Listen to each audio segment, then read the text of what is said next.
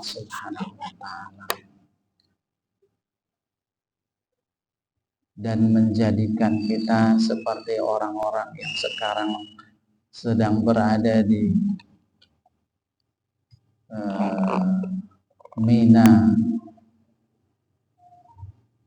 yaitu orang-orang yang haji. Orang-orang yang haji, mudah-mudahan pahala kita seperti pahala mereka. Amin ya rabbal alamin. Salawat dan salam kita sampaikan kepada Rasulullah Nabi Muhammad SAW. Mudah-mudahan kita mendapatkan syafaat beliau pada hari kiamat nanti. Amin ya rabbal alamin. Dalam hadis riwayat Imam Tabrani, Imam Al-Hakim, disahihkan oleh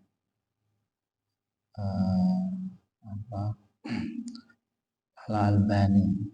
Nah, dalam hadis disebutkan man ghada ila masjidin la yuridu illa ayyata'allama khairan aw yu'allimahu aw ya'lamahu kana lahu ka ajri hajjin taman hijjatuhu. Man ghada, barang siapa yang pergi awal pagi.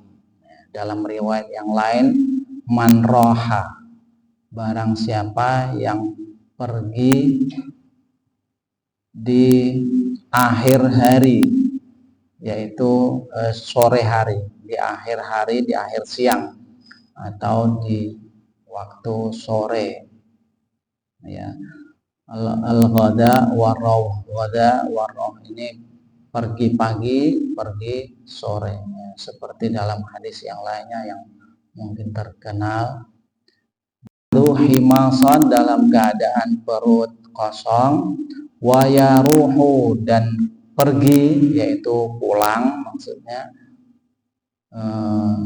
pada waktu akhir hari, yaitu petang, bitonan, dalam keadaan perut sudah penuh, ya. Syahidnya tadi yaitu yagdu wa yaruhu. Yagdu itu pergi pada waktu awal pagi, yaruhu roha itu pergi pada waktu akhir hari atau petang hari. Hadis kita dalam riwayat disebutkan man ghada, barang siapa pergi di awal-awal pagi hari, atau dalam riwayat yang lain man roha, barang siapa yang pergi di petang, ya, di akhir hari. Pergi kemana?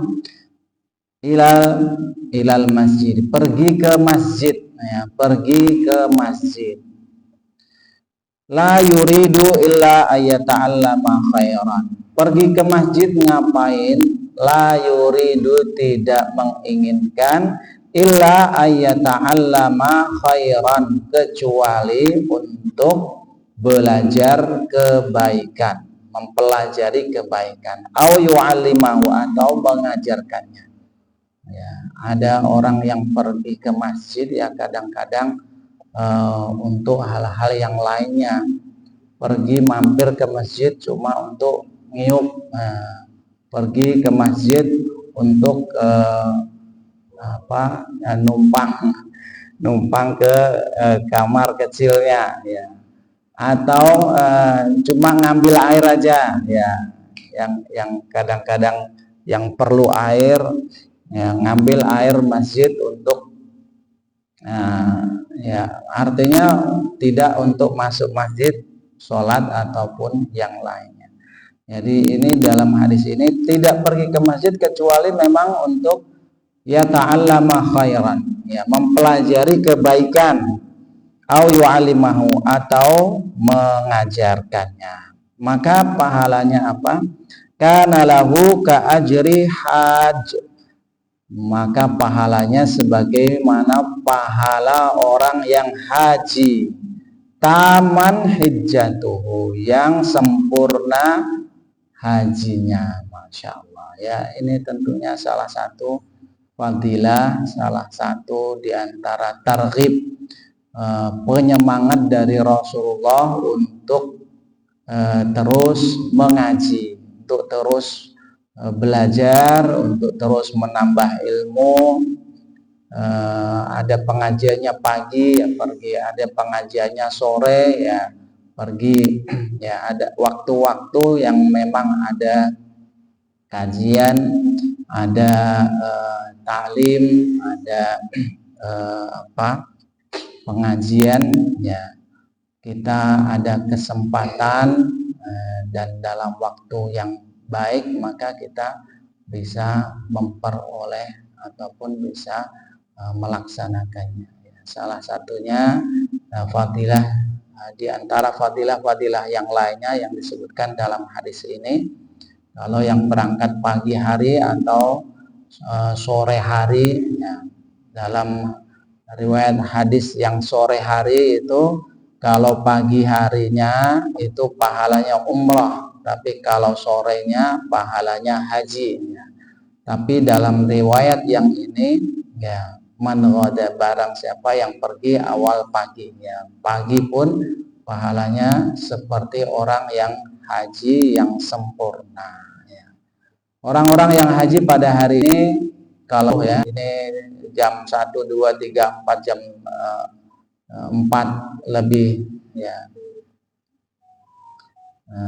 jam 4 lebih 20 berarti berapa? Jam setengah 5, ya, setengah 5 pagi, belum subuh, tapi orang biasanya sebagian besar sudah berangkat dari Muzdalifah tengah malam, ya, karena memang ada rukhsah bagi orang-orang yang tidak kuat, yaitu karena sakit atau karena umur, ketika sudah tengah malam di Muzdalifah maka boleh keluar dari Muzdalifah menuju ke Mina untuk melaksanakan Ramyul Jimar atau melempar Jumratul Aqabah, ya, jumrah yang ketiga, ya, yang hanya 7 kali saja, ya. Tanggal 10 hanya melempar jumrah 7 kali.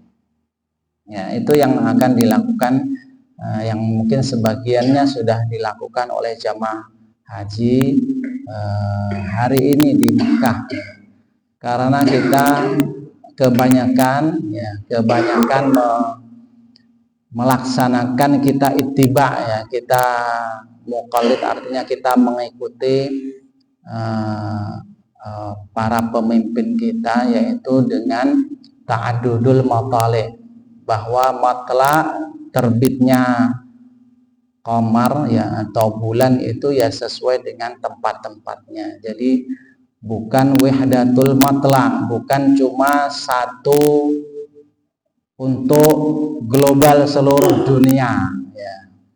Ya, walaupun seruan seperti itu akhir-akhir ini menguat, itu hanya akhir-akhir ini saja, karena hal tersebut yaitu wahdatul matla' atau terbit bulan satu kali dipakai untuk seluruh dunia, itu secara prakteknya tidak dilaksanakan oleh ulama ataupun oleh orang terdahulu kita, sehingga seruan untuk matla global, ya, satu matla untuk seluruh dunia, itu ya akhir-akhir ini ketika sudah ada alat komunikasi, ya. Ketika dulu semua masing-masing matla sesuai dengan tempatnya, matla hilal di tempat ini, di tempat yang jauh belum kelihatan, maka ya belum kelihatan, belum waktunya matla, yaitu belum ditentukan hilal awal bulan, ya. Karena yang di sebelah yang sudah kelihatan bulannya tidak mungkin berkomunikasi dengan yang belum, karena saking jauhnya. Jadi secara praktek, ya, wahdatul matla' itu, yaitu matla' global, itu tidak dipraktekkan dari zaman dahulu, tidak dipraktekkan, ya. Walaupun sudah ada pemahamannya, tetapi tidak dipraktekkan, ya. Dan ada pemahaman, sampai pemahamannya masih ada sampai sekarang, dan seruan itu ada dan menguat karena mudahnya pola komunikasi dan alat komunikasi, ya, sehingga tetapi yang makmul atau dilaksanakan sekarang kebanyakan tetap menggunakan ta'addudul matali', ya, ataupun banyaknya matla, yaitu terbitnya bulan sesuai dengan tempatnya masing-masing, yang menyebabkan perbedaan hari awal bulan Hijriyah, ya, sehingga kemarin di Arab Saudi sudah Arafah, hari Arafah kita hari ini. Di sana mereka sudah keluar dari Muzdalifah, ada di Mina, artinya hari ke-10. Tetapi kita sekarang puasa hari Arafah. Ya, ini para hujjaj hari ini di tanggal 10 di Tanah Haram. Ya, mereka melaksanakan beberapa nusuk sebagaimana yang diajarkan dan dibolehkan oleh Rasulullah, ya. Jadi pada tanggal 10 itu Rasulullah paling banyak mengatakan la haraj, tidak apa-apa, ya. Meskipun yang dilakukan tidak sama yang dilakukan oleh Rasulullah, ya. Yang dilakukan orang bertanya, Rasulullah, saya cukur dulu sebelum tawaf, ya, nggak apa-apa. Ya Rasulullah, saya tawaf dulu sebelum cukur, nggak apa-apa. Ya, jadi ada beberapa manasik yang pada hari itu yang dikerjakan boleh didahulukan yang manapun, ya. Dan ketika sudah tercapai salah duanya, ya, biasanya minimalnya adalah melakukan dua hal, ya, pada tanggal 10, yaitu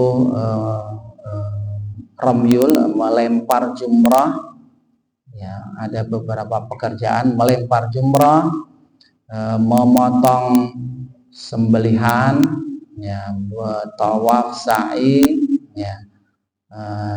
Dan itu boleh dilakukan tidak mesti berurutan, ya. Salah satunya kalau dua hal sudah dilakukan boleh sudah halal, yaitu sudah memasuki masa tahallul.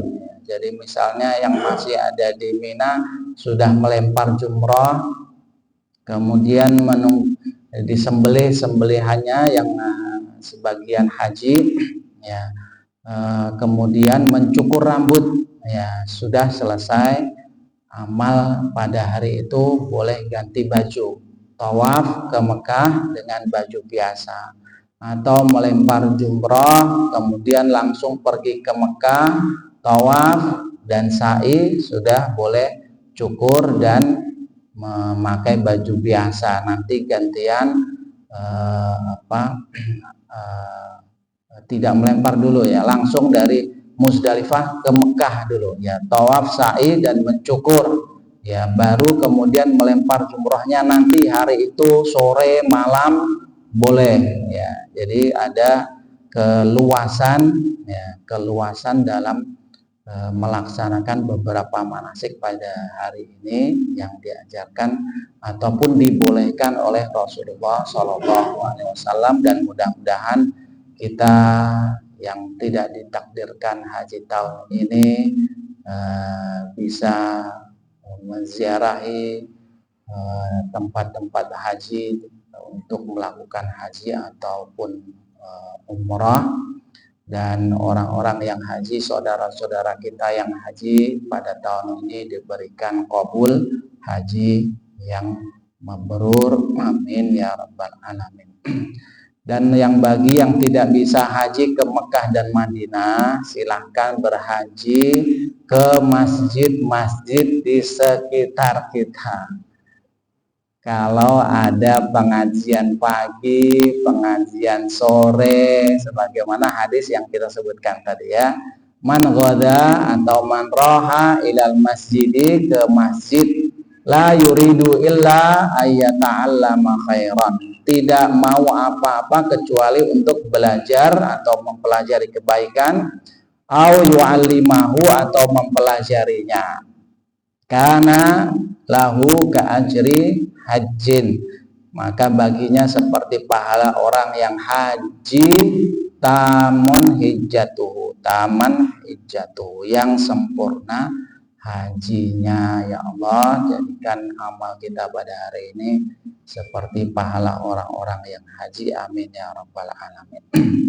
Baik, untuk tema kita pada hari ini ya masih seputar haji, masih seputar hari ini yaitu hari Arafah ya. Hari Arafah, mudah-mudahan yang hari ini berpuasa diberikan pahala sesuai dengan pahalanya, yang tidak berpuasa karena uzur juga bisa mendapatkan pahala yang lainnya ya.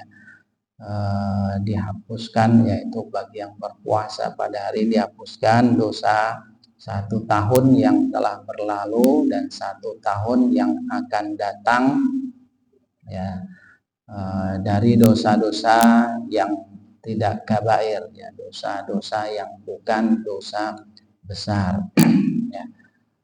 Kemudian haji Rasulullah SAW sudah kita sebutkan bulan kemarin ya. Haji Rasulullah berhaji 1 kali ya, berhaji 1 kali dan melaksanakan umrah 4 kali. Beliau berhaji pada tahun ke-10 ya, beliau haji pada tahun ke-10. Tetapi ditetapkan syariat wajib haji itu pada tahun ke-9 ya, dan tahun ke-9 Rasulullah tidak berangkat tetapi mengutus kafilah haji yang dipimpin oleh Abu Bakar As-Siddiq ya. Jadi kaum muslimin dari Madinah dan sekitarnya diumumkan tahun ini ada kafilah haji ya, yang dipimpin oleh Sayyidina Abu Bakar As-Siddiq berangkat. Sedangkan tahun sebelumnya yaitu berarti tahun ke-9 ya. Tahun ke-8 adalah tahun Fathu Makkah ya. Tahun sebelumnya tahun ke-7 adalah tahun ya Hudaybiyah ya. Tahun kita berhenti sampai tahun ke-8 aja. 8, 9, 10 ya. Tahun 8 yaitu tahun Fathu Makkah ya. Fathu Makkah ketika Rasulullah masuk bersama sahabat-sahabatnya membuka kota Makkah, kemudian membersihkan Masjidil Haram yaitu Ka'bah saja, membersihkan Masjidil Haram Ka'bah saja dari berhala-berhala ya. Kemudian mengutus beberapa sahabat setelah itu ke beberapa tempat yang menjadi tempat ziarah untuk kesyirikan ya, yaitu di beberapa tempat di sekitar Ka'bah ya. Tetapi amaliyah ataupun haji yang syariat haji itu sudah dilaksanakan sebelum Islam yang dibawa oleh Rasulullah, sebelum syariat haji yang dipraktekkan ya ataupun diterangkan oleh Rasulullah SAW. Sudah haji orang Quraisy ataupun orang Arab, semuanya sudah haji ke Ka'bah ya, sudah haji ke Ka'bah sejak nida atau panggilan dari Nabiullah Ibrahim. Bahkan diriwayatkan sebelum Nabi Ibrahim para anbiya sudah berhaji ke Mekah ya. Tetapi yang secara umum bagi manusia yaitu syariat Nabi Ibrahim alaihissalam ya. Ketika tahun 8 Hijriah ketika Fathu Mekah ya, syariat haji itu ya yang dilakukan oleh manusia pada saat itu masih menggunakan syariat yang sebagaimana yang dilakukan oleh orang-orang sebelumnya ya. Jadi masih berhaji, dan sebagian besar juga masih berhaji dengan ya itu kebiasaan orang Quraisy dan Arab pada saat itu. yaitu uryanan, ya. Uryanan maksudnya nopo? Tidak memakai baju. Jadi kalau tawaf di depan Ka'bah itu tidak memakai baju. Itu sudah sejak zaman dulu sampai tahun 8 Hijriah ketika Fathu Makkah nggak diapa-apain syariat tersebut. 1 tahun sampai tahun 9 Hijriah itu ya masih berlangsung. Meskipun Rasulullah, ya artinya Rasulullah sudah menjadikan seorang wali di kota Makkah, ya, wali dari Rasulullah menjadi pemimpin kota Makkah, ya, menjadi wali kota Makkah dan sekitarnya, seorang pemuda yang masuk Islam ketika Fathu Makkah, ikut perang Hunain, ya, setelah Fathu Makkah. Kemudian ketika Rasulullah pada waktu setelah Hunain kemudian umrah yang disebut dengan Umratul Ji'ranah, ya, karena beliau ihramnya di tempat yang disebut Ji'ranah di dekat kota Makkah. Maka setelah itu beliau meninggalkan kota Makkah dan menjadikan seorang pemuda menjadi wali kota Makkah, dan juga meninggalkan sahabat Mu'az bin Jabal yang sebelumnya sudah diutus ke daerah Yaman, ya, untuk mengajarkan manusia, mengajarkan rakyat Yaman secara umumnya agama Islam, sehingga dari Yaman berbondong-bondong, ya, ribuan manusia berdatangan kepada Rasulullah di Madinah, wufud, yaitu utusan-utusan dalam jumlah yang berkafilah menyatakan Islam dengan diutuskannya Mu'az bin Jabal. Tetapi ketika haji, yaitu Fathu Makkah, maka beliau bersama Rasulullah sampai di Mekah dan ditinggal untuk mengajari manusia, ya. Selama 1 tahun beliau mengajarkan manusia dan berhasil, ya. Tetapi syariat haji masih menggunakan syariat yang lama, ya. Manusia bagian besar ya masih tawaf itu dalam keadaan tidak memakai baju, sehingga datanglah tahun ke-9, ya, ketika disyariatkan, ya, haji, ya, pada tahun ke-9, dan Rasulullah mengutus Abu Bakar As-Siddiq untuk menjadi amir kafilah, yaitu menjadi pemimpin kafilah kaum muslimin dalam melaksanakan haji tahun ke-9 Hijriah. Ya. Kemudian ketika hampir sampai ke kota Makkah, ya, maka kemudian turunlah firman Allah Subhanahu wa taala dalam surat awal suratul Bara'ah, ya, yaitu surat At-Taubah. Qauluhu ta'ala bara'atun minallahi wa rasulihi ilan nasi yaumal hajjil akbari annallaha bari'un minal musyrikina, bara'atun minallahi wa rasulihi ilal ladina ahadu minal musyrikin fasihu fil ardi arba'ata ashhur wa'alamu annakum ghairu mu'jizillahi wa anallaha mukhzil kafirin. Ya. Ini 2 ayat ini, ataupun ayat awal-awal surat Bara'ah atau surat At-Taubah ini turun kepada Rasulullah di Madinah dan kafilah hajinya sudah berangkat. Maka kemudian Rasulullah mengutus sahabat yang lainnya, yaitu Ali bin Abi Thalib, untuk menyusul Abu Bakar As-Siddiq, ya. Dan membacakan ataupun beberapa hal ketentuan yang disebutkan di dalam suratul Bara'ah ini atau surat At-Taubah ini, yang nanti akan diumumkan oleh Ali bin Abi Thalib sendiri pada tanggal 10 Dzulhijjah. Ya. Maka ketika sampai di hadapan Abu Bakar ditanya apakah sebagai amir atau sebagai makmur, ya, sebagai pemimpin atau sebagai makmur, yaitu orang suruhan. Bal makmur, ya, orang suruhan, maksudnya disuruh oleh Rasulullah bergabung bersama kafilahnya Abu Bakar Siddiq. Beliau tetap sebagai amir, tetapi Ali bin Abi Thalib di bawah kafilahnya beliau dan mempunyai tugas khusus.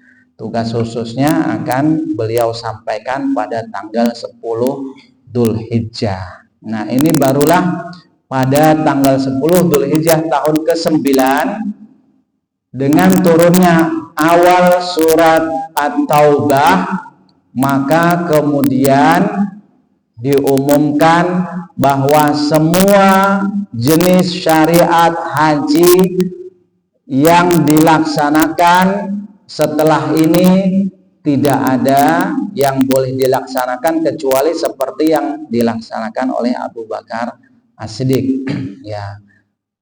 Dan orang-orang musyrik yang masih haji, masih datang dari segala penjuru untuk melakukan haji, diberikan waktu tenggat, yaitu arba'ata asyhurin, fasihu fil ardi arba'ata asyhurin, ya, dikasih tenggat 4 bulan. Mereka boleh berada di Makkah, ya, setelah tanggal 10 Dzulhijjah itu 4 bulan menyelesaikan urusan-urusan, kecuali kalau yang sebelumnya sudah ada perjanjian dengan Rasulullah dan masa tenggatnya lebih dari 4 bulan, ya, masih ada urusan. Tetapi yang tidak punya urusan, mereka diberikan tenggat waktu 4 bulan untuk keluar dari tanah haram, ya.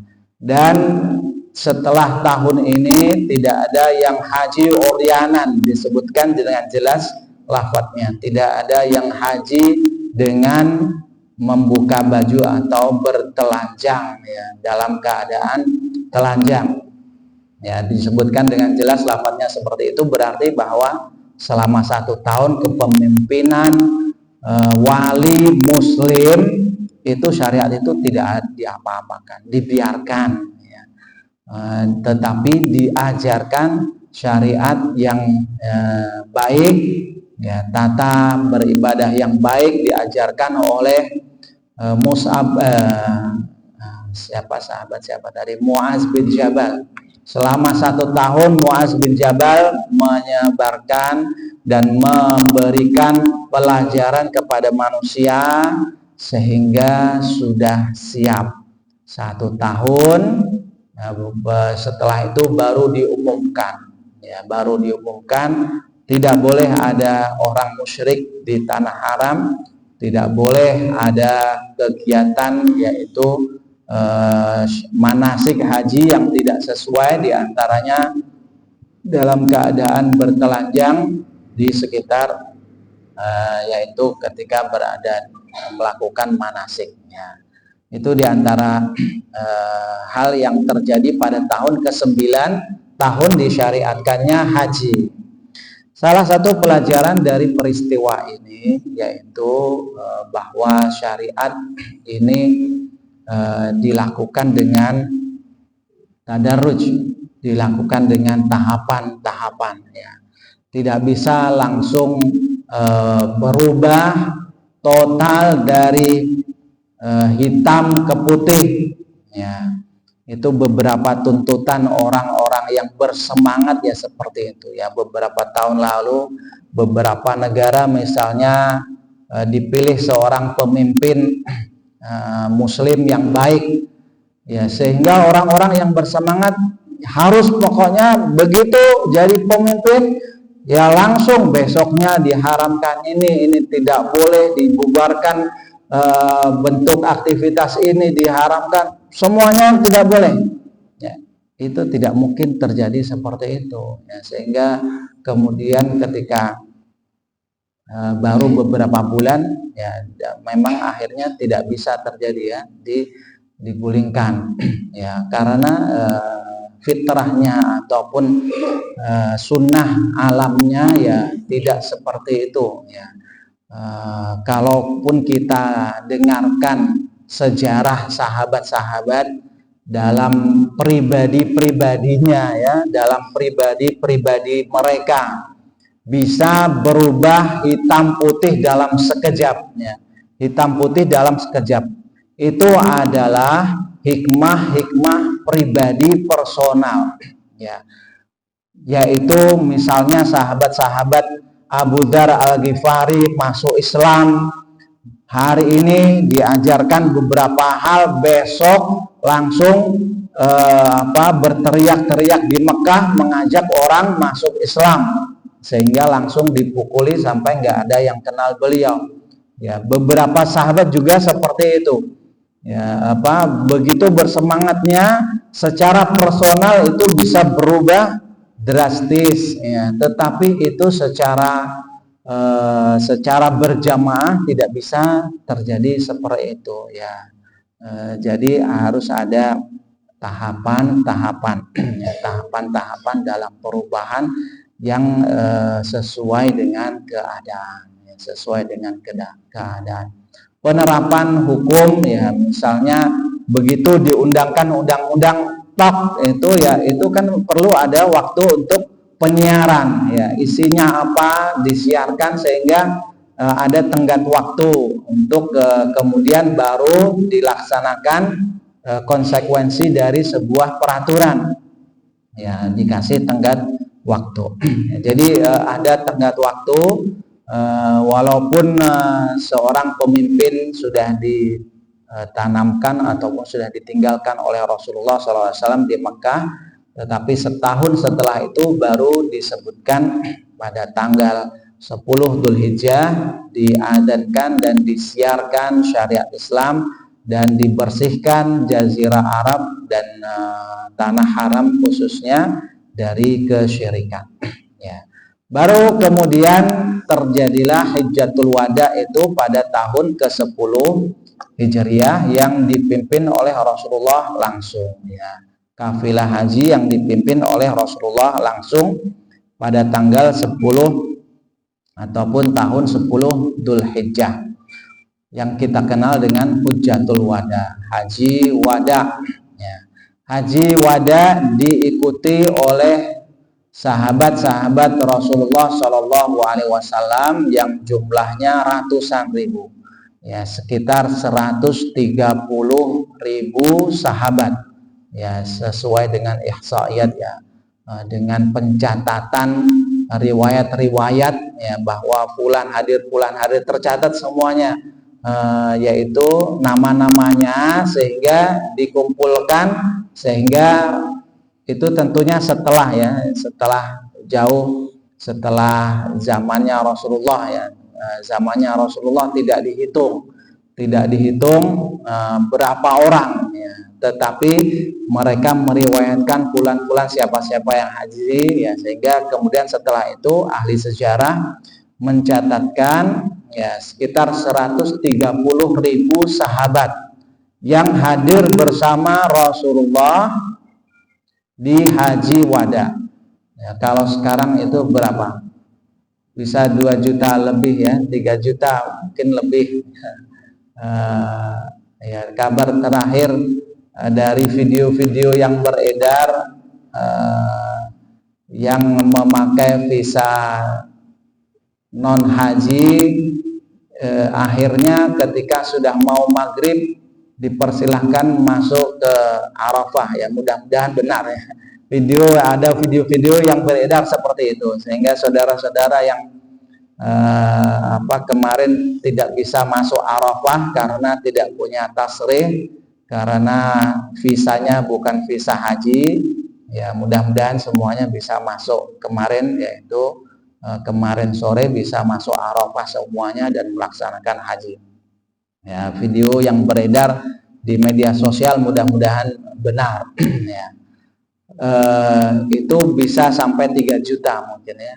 Ya itu Ya, pada zaman Rasulullah 130.000 itu ya sudah jumlah yang luar biasa, yang sangat banyak, dan semuanya karena yashhad bertemu dengan Rasulullah, semuanya itu disebut sahabat. 130.000 sahabat ya. Jadi yang kalau sebelumnya sudah ada yang meninggal berarti 130.000 plus yang meninggal sebelumnya ya, plus juga nanti yang antara Hijjatul Wada dengan Rasulullah wafat masih ada orang yang baru bertemu, baru lahir, baru bertemu dengan Rasulullah, karena syaratnya sahabat itu ya bertemu dengan Rasulullah secara fisik ya. Karena ada kisah yang sangat terkenal, yaitu siapa? Tabi'in Uwais Al-Qarni ya. Uwais Al-Qarni dari Yaman ya, sudah datang ke Madinah, sudah ketok-ketok rumahnya Rasulullah, pas nggak ada Rasulullah, keluar kota ketemu dengan istri Rasulullah ya, artinya hidup sezaman dengan Rasulullah, tapi qadarullah nggak pernah ketemu. Dan itu muslim sejak di Yaman, sejak dakwahnya Muaz bin Jabal sudah muslim, tetapi pergi ke rumah Rasulullah, hidup sezaman dengan Rasulullah ya, qadarullah tidak ketemu dengan Rasulullah ya, sehingga itu juga tidak disebut dengan sahabat ya, dimasukkannya ke dalam golongan tabi'in ya, karena dia tidak pernah bertemu dengan Rasulullah, ketemunya dengan sahabat-sahabat Rasulullah ya. Walaupun tabi'in tetapi dikenal oleh Rasulullah ya. Sudah disebutkan dalam hadis yang lainnya Uwais Al-Qarni itu ya, bahkan nanti sudah disebutkan dalam hadis Rasulullah yang nanti akan dibuktikannya, yaitu setelah Rasulullah meninggal Uwais Al-Qarni datang lagi ya, datang lagi pada zaman Umar bin Khattab ya, dan disebutkanlah hadis tentang keistimewaan Uwais Al-Qarni tersebut yang bukan sahabat tetapi mempunyai fadilah yang disebutkan oleh Rasulullah, orangnya disebut oleh Rasulullah dapat fadilah tetapi tidak ketemu Rasulullah ya, sehingga tetap disebut tabi'in ya. Jadi orang-orang yang seperti itu bukan Uwais Al-Qarni saja ya. Ada orang-orang yang seperti itu, muslim, hidup sezaman dengan Rasulullah tetapi tidak ketemu dengan Rasulullah ya. Tetapi ada juga orang-orang yang ya masih anak-anak kecil ketemu dengan Rasulullah ya, nanti itu tetap disebut dengan sahabat ya, sehingga sampai ratusan ribu sahabat-sahabat Rasulullah Shallallahu Alaihi Wasallam ya. Ini tentang haji wada dan jumlah sahabat yang ikut bersama haji wada Rasulullah Shallallahu Alaihi Wasallam ya. Kemudian beberapa peristiwa-peristiwa di dalam haji wada ya.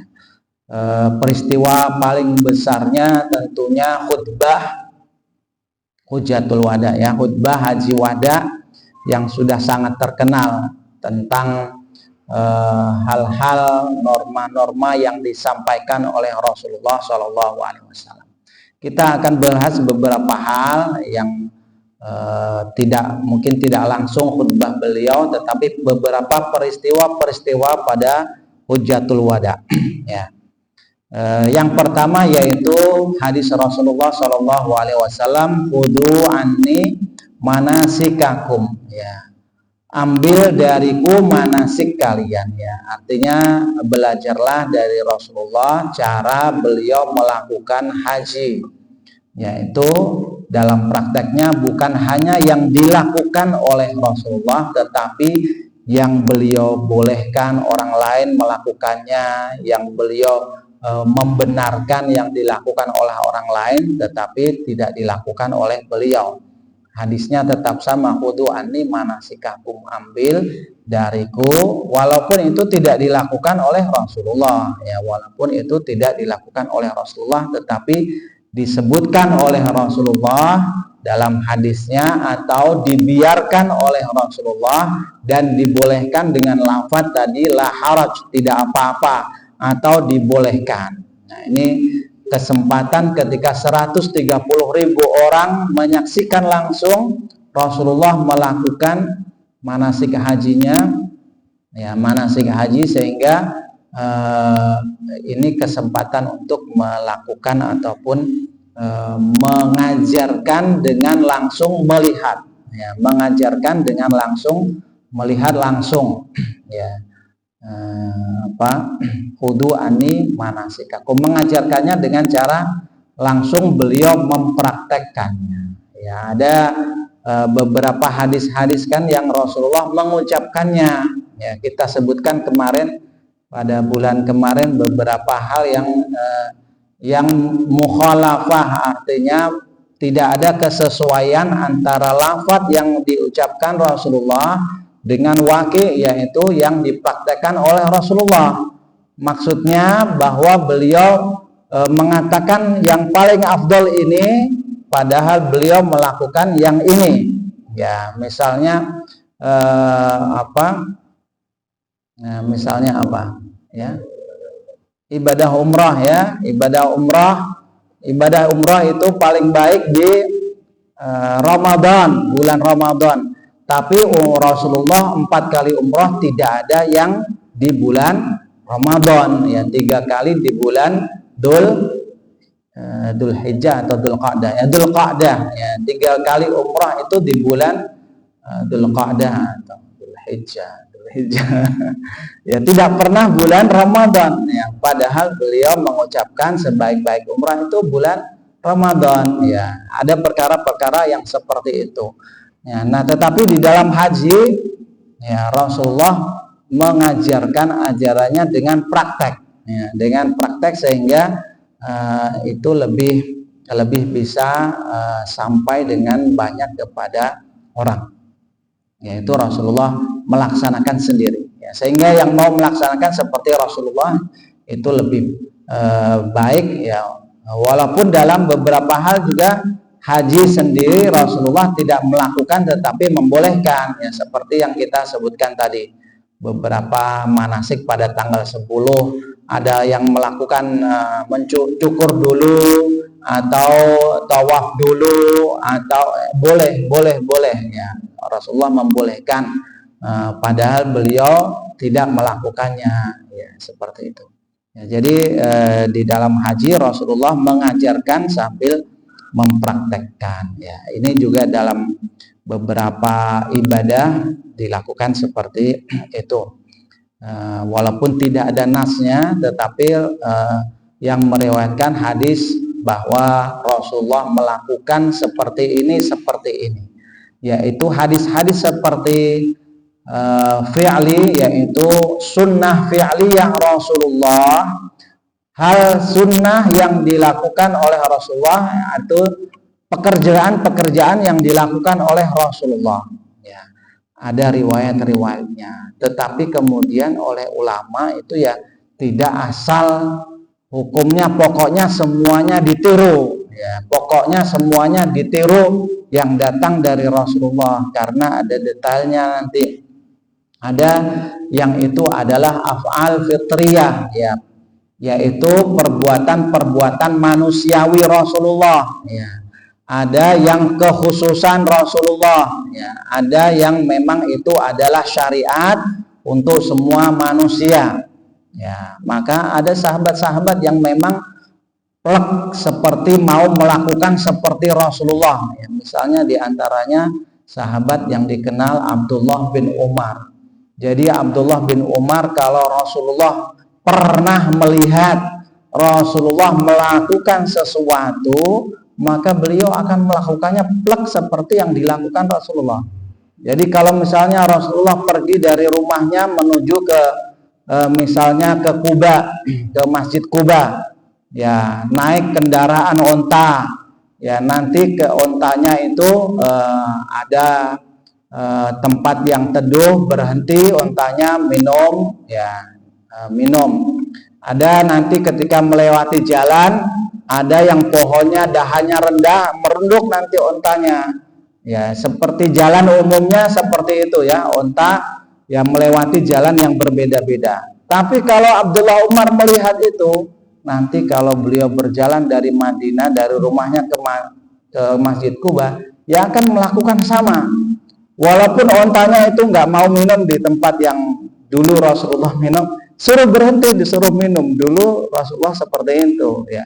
Yang pohonnya masih ada dulu, dahannya rendah, ontanya merunduk, ya disuruh. Walaupun bisa muterin itu ontanya, itu bisa muter aja, nggak usah lewat pohon itu. Tapi Abdullah bin Umar suruh nunduk, ya. Dulu Rasulullah itu seperti itu, ya. Ada yang seperti Abdullah bin Umar, ya. Tetapi ya ada yang lainnya tidak seperti beliau. Yang utamanya yaitu yang penting pergi dari rumah ke Kuba, jalannya seperti apa, naik onta atau jalan kaki atau naik motor, jalannya itu lewat jalan yang lurus atau belok-belok, ya, tidak masalah, ya. Jadi seperti itu perlakuan sahabat-sahabat Rasulullah terhadap Rasulullah, yang itu berimbas kepada cara pengambilan hukum masing-masing ulama dalam memberikan hukum di dalam hadis yang sama atau nas yang sama. Di antaranya yang menyebabkan perbedaan adalah pola berpikir yang seperti kita sebutkan tadi. Ya, kemudian dalam haji wada Rasulullah Shallallahu Alaihi Wasallam mengulang beberapa pernyataan-pernyataan, ya. Ya, beliau mengatakan, ya, misalnya la haraj, ya, beliau mengatakan isma'u, ya, isma'u qauli, dengarkan perkataanmu, ya. Ini di dalam khutbatul wada diulang beberapa kali dalam beberapa paragraf, ya. Ayyuhan nas isma'u qauli waqilu, ya, isma'u qauli waqilu. Diulang satu paragraf menerangkan tentang satu hukum, kemudian paragraf yang lainnya diulang awal katanya tadi. Isma'u ayyuhan nas isma'u qauli waqilu. Wahai manusia, dengarkan perkataanku. Ya, jadi ini untuk selain diulang, ya, juga diberikan kata-kata untuk menggugah, ya, artinya menjadikan seseorang bisa memperhatikan, dengar, ya. Kadang-kadang kita kalau ngomong dengan orang juga itu dengar dulu, ya. Nah, maksudnya diberikan intibah, diberikan peringatan supaya setelah itu memang memperhatikan. Ya, Rasulullah mengajarkan cara kita mengajarnya, cara kita menjadikan orang bisa mendapatkan pelajaran dari kita, yaitu dengan mengulang beberapa hal penting, ya. Ayyuhan nas isma'u, wahai manusia dengarkan, ya. Kemudian waqilu, dan fikirkan, dengarkan dan fikirkan, ya, dengarkan dan fikirkan, ya. Jadi dibuat orang untuk memperhatikan beliau, selain memperhatikan beliau juga mendapatkan manfaatnya, yaitu waqilu, ya, dan pikirkan, ya, dengarkan dan pikirkan, ya. Jadi seseorang yang menyampaikan sesuatu, yaitu bukan hanya yang penting wis krungu, ya, yang penting wis krungu, yang penting wis tak sampai, no, tetapi yang didengarkan itu bisa diambil manfaatnya atau tidak, ya. Dan apakah yang didengarkan itu, yang disampaikan itu diperlukan atau tidak oleh orang yang mendengarnya, ya. Tetapi Rasulullah, ya, menyebutkan bahwa hal tersebut, yang pertama pentingnya untuk mendengar, ya, diberikan beberapa hal supaya diperhatikan, dan yang lebih penting dari itu bahwa yang disampaikan itu adalah bermanfaat, ya. Kemudian, ya, pelajaran yang disampaikan yang lain, pelajaran yang lainnya, Ya, ketika Rasulullah Shallallahu Alaihi Wasallam beberapa pelajaran syariat, ya, orang yang haji itu pada tanggal 9 itu puasa atau enggak, ya puasa atau enggak. Rasulullah pas dulu itu puasa atau enggak. Sahabat-sahabat segitu jumlahnya itu juga enggak pasti. Rasulullah itu tanggal 9 Dzulhijjah karena sebelumnya ya puasa. Beliau 9 Dzulhijjah sebelumnya ketika di Madinah itu puasa, ya. Jadi hadis fadilah tentang puasa 9 Dzulhijjah yaitu bukan ketika beliau haji, bukan ketika ada peristiwa haji beliau di Arafah, tetapi dilakukan sebelum haji, yaitu tahun-tahun sebelum musim haji diwajibkan dan Rasulullah berhaji. Rasulullah sudah mengundangkan syariat puasa Arafah, ya. Sampai kemarin ketika di rumah saya ngumpul keluarga besar, itu ada salah seorang paman itu tanya, maksudnya kamu hari ini kamu itu puasa apa? Ya, hari ini kamu itu puasa apa? Kalau kita kan tanggal 8 ya kemarin, kamu itu puasa apa hari ini? Ya saya bilang ini saya puasa 10 hari pertama bulan Dzulhijjah, ya. Terus sesok puasa apa? Ya, sesok puasa tahura. Saya bilang besok puasa Arafah. Duh, ya maksudnya pertanyaan kemudian, Arafah itu yang Mekah, hormat uang haji, hormat orang yang haji itu yang sedang Arafah di Mekah sekarang. Jadi saiki itu maksudnya saiki itu posone apa ya, poso Arafah, maksudnya kemarin itu ya puasanya adalah puasa Arafah karena menghormati orang yang haji di Mekah itu sedang wukuf di Arafah. Ya, artinya ada pemahaman yang seperti itu, ya, bahwa puasa Arafah itu yaitu puasa ketika wukuf di Arafah, ya, ketika wukuf di Arafah orang haji, ya. Padahal puasa Arafah itu sebelum ada syariat wajib haji. Syariat wajib haji itu tanggal tahun 9 Dzulhijjah 9 Hijriyah sebagaimana kita sebutkan tadi. Syariat puasa Arafah sebelum tahun diwajibkannya haji, ya, tahun-tahun sebelumnya sudah puasa, ada puasa Arafah. Jadi tidak terkait dengan wukuf di Arafah, ya. Ini yang juga menyebabkan tadi pemahaman tentang iddatul matali atau matla yang berbeda-beda. Ya, jadi Rasulullah itu tanggal 9 Dzulhijjah itu pada tahun 10 Hijriyah itu puasa atau enggak. Orang-orang juga pada enggak tahu kepastiannya, sehingga akhirnya yaitu Ummul Mukminin Sayyidah Maimunah bintil Haris, yang pada waktu itu yang diajak yaitu Sayyidah Maimunah bintil Haris yang ikut berhaji bersama Rasulullah, di antara beberapa istri Rasulullah. Sayyidah Maimunah kemudian, ya, beliau meriwayatkan, inna nasa syaku fi siyami Rasulillahi yauma Arafah.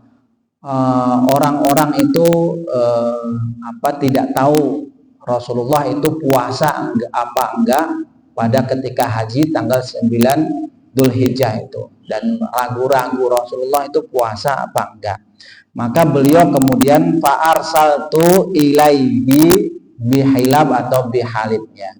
Maka kemudian aku mengirimkan untuk beliau segelas susu, ya. Jadi Sayyidah Maimunah mengirimkan Rasulullah di Arafah tanggal 9 itu segelas susu. Wa huwa waqifun fil mauqif, dan beliau sedang wukuf di Arafah tanggal 9. Fasyariba minhu wan nasu yang duruna ilaihi. Maka kemudian beliau disuguhkan susu oleh Sayyidah Maimunah, dikirimkan, ya, yang menyuguhkan tidak disebutkan siapa. Diterima oleh Rasulullah susunya dan beliau minum pada hari itu, dan orang-orang melihat Rasulullah minum pada tanggal 9 Dzulhijjah, artinya beliau tidak puasa, tidak puasa. ya. Kemudian ya, ini beberapa hukum syariat ya. Kemudian kalau ada orang meninggal ketika sedang muhrim ya, atau ihram, ya, jamaah haji Indonesia tahun ini cukup banyak ya yang meninggal ya. Ghafarallahu lahum dzunubahum wa habata imanahum wa taqabbala a'malahum ya. Apalagi di musim sekarang, bulan sudah mulai panas ya, sampai 45 derajat mungkin ya. 45 derajat itu bagi orang-orang yang lemah fisik, orang tua ya, itu memang ya sangat berat sekali ya. Yang tidak tua pun ya kalau tidak sering-sering minum itu ya berat, apalagi orang tua yang memang semakin tua itu rasa-rasanya saya melihat beberapa orang tua itu minumnya itu semakin sedikit justru. Ketika nggak mau disuruh minum banyak-banyak itu mungkin memang sudah tidak tahu apa masalahnya. Justru orang tua yang ya, perlu banyak minum ya, perlu banyak minum. Tetapi yang di sekeliling saya itu orang-orang tua itu yang malas minum, artinya minumnya memang sedikit ya, yaitu sangat berbahaya di saat panas-panas ya. Sehingga banyak yang meninggal diantaranya karena panas itu. Hal tersebut juga terjadi ya pada ketika Rasulullah haji di tahun ke-10 Hijriah tersebut. Orang yang meninggal ketika haji bersama Rasulullah itu ada ya, ada yang sahabat yang meninggal ketika yaitu jatuh dari kendaraannya. Jatuh dari kendaraannya, dari kudanya ya, dalam keadaan berhaji ya. Maka kemudian apa yang dilakukan bagi orang yang meninggal dalam keadaan berihram ya, ini kemudian hukumnya untuk haji dan umrah dalam keadaan muhrim, orang yang berihram. Maka beliau bersabda, ighsiluhu bima'in wasidr wa kafinuhu fi saubaini wala tuhannituhu wala tukhammiru ra'sahu fa innahu yub'atsu yaumal qiyamati mulabbiya ya. Mandikan ya dengan air dan dengan daun bidara ya, daun sidir. Wa kafinuhu, kafankan ia dengan 2 kain ya, dengan 2 kain itu bisa maksudnya dengan kain yang ihram muhrim kalau laki-laki, atau kalau perempuan tentunya dengan kain yang lainnya ya. Dengan 2 kain, wala tuhannituhu, dan jangan kalian kasih wangi-wangian ya, tidak dikasih wangi-wangian ya. Kalau yang meninggal yang biasa kan diberi wangi-wangian ya. Wala tukhamiru ra'sahu, dan jangan kalian tutup kepalanya ya. Ini yang bagi laki-laki ya. Bagi yang laki-laki sebagaimana keadaan orang yang sedang berihram tidak boleh memakai penutup kepala. Maka orang yang meninggal dalam keadaan ihram juga ketika mau dimakamkan dikafani saja, tetapi kepalanya tidak ditutupi, jangan ditutupi. Fa innahu yub'atsu yaumal qiyamati mulabbiyan, karena sesungguhnya ia akan dibangkitkan pada hari kiamat dan ia akan bertalbiyah ya, dalam keadaan ia akan bertalbiyah. Kemudian juga diterangkan hukum badal haji. Hukum badal haji ya. Badal haji ya, badal haji itu sudah syai' ya, sudah umum, zaman sekarang sudah umum ya. Dengan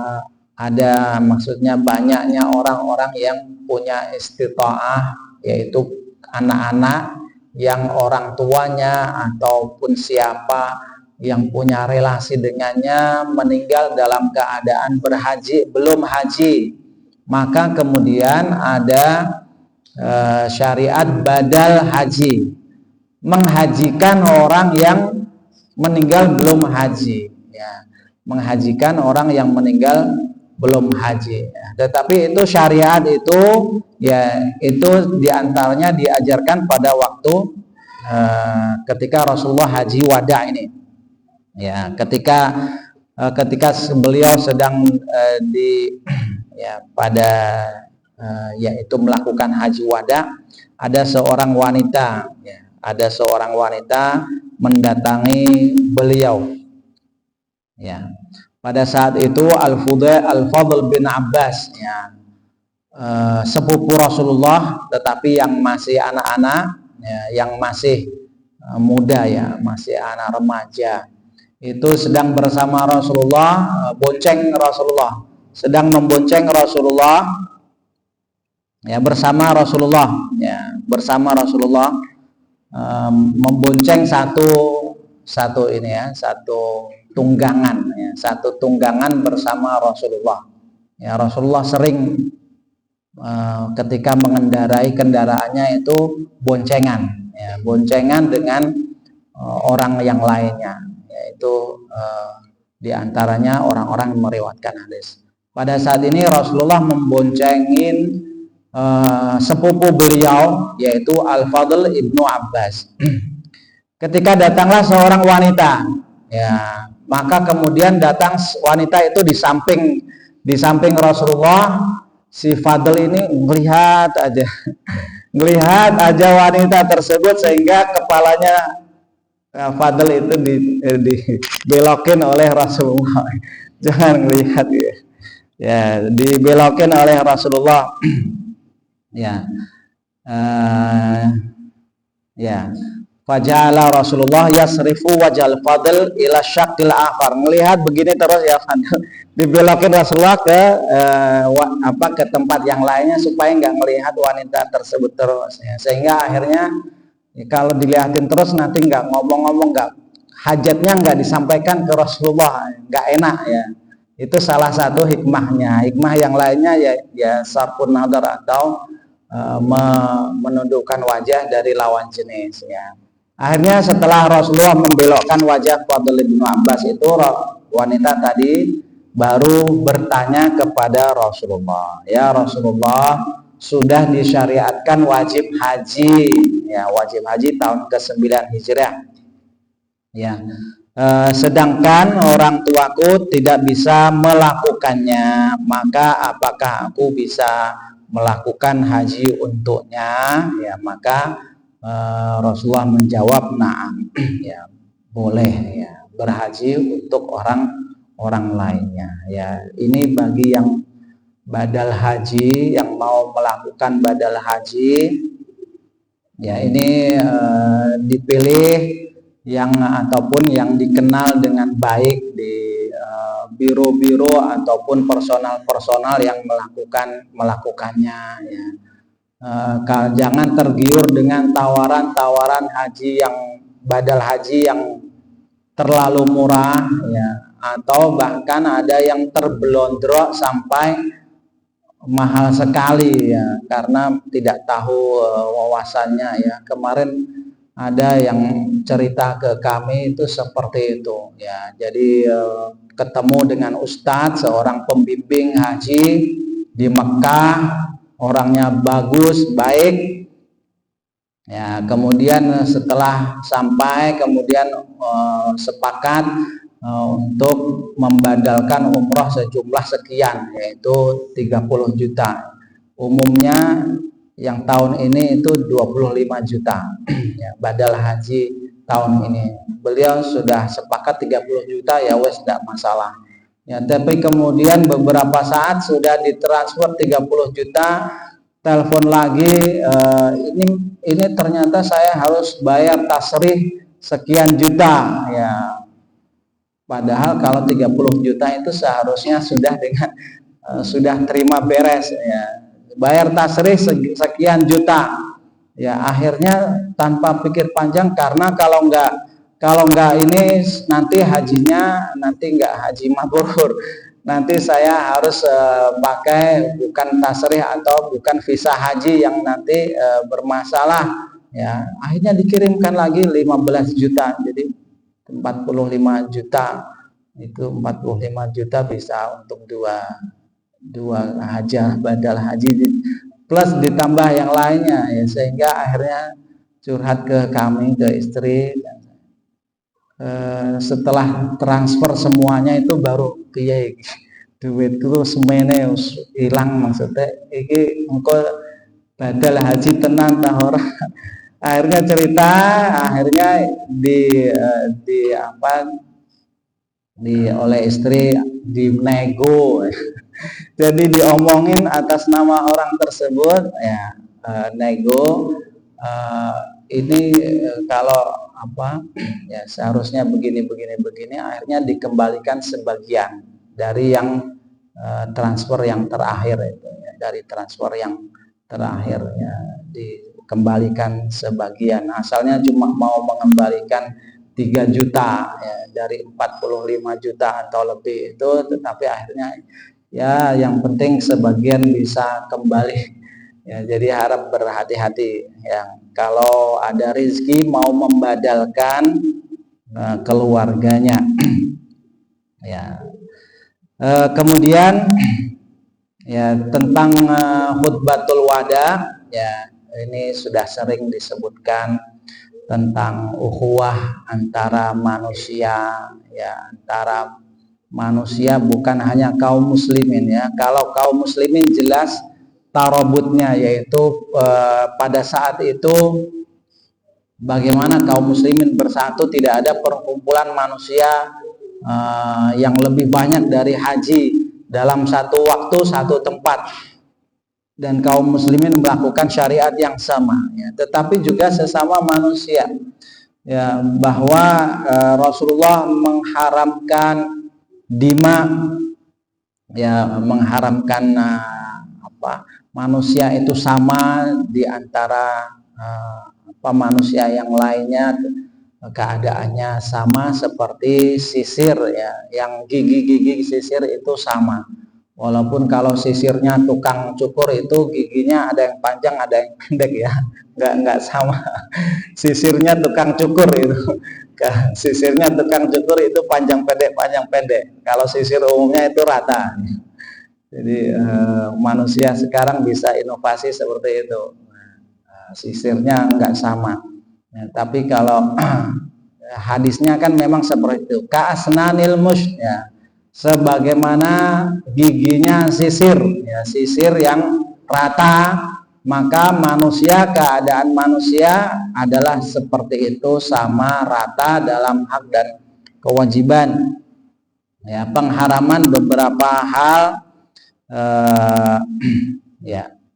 yaitu misalnya diharamkannya riba, ya, dan beliau mencontohkan hal-hal tersebut dimulai dari keluarga beliau, misalnya dalam hal riba, dan semua riba ditinggalkan. Wa awwalu riba, yaitu ribanya Abbas.